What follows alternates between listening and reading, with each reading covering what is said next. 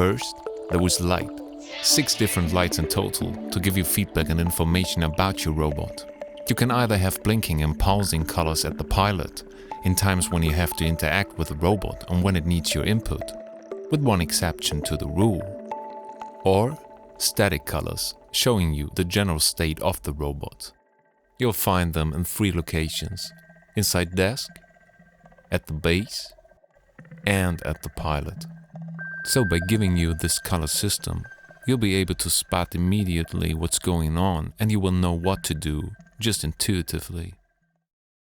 Let's take a look at the different colors and their meaning.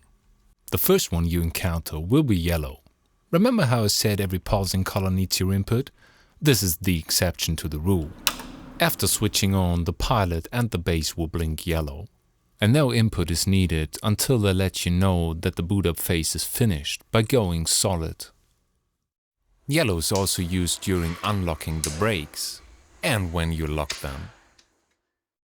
White simply means you can interact with a robot, and it will only allow movement by pressing the guiding and enabling button simultaneously. So if it recognizes that you let go, it will stop immediately.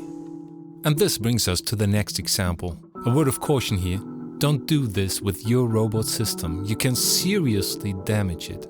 With this being said, every time you encounter a severe error, red will be the color, and we strongly advise you to seek technical support if in any doubt. Oh, by the way, did you notice the pausing red light at the pilot, which tells you that your input is needed? Back to our example, simply unlocking the joints again will quit the error, and the robot is back on track.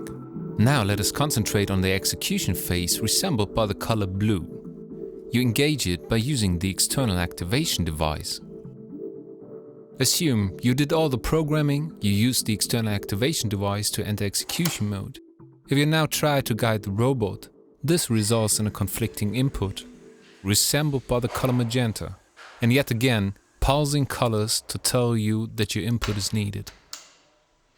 As soon as you hit the play button, the associated color for the execution of a task is green. Let me give you an example of what happens if we interrupt our robot during the execution of a task. We stop it, and it immediately jumps back to blue. And after the haptic confirmation, it starts right from where it left its task.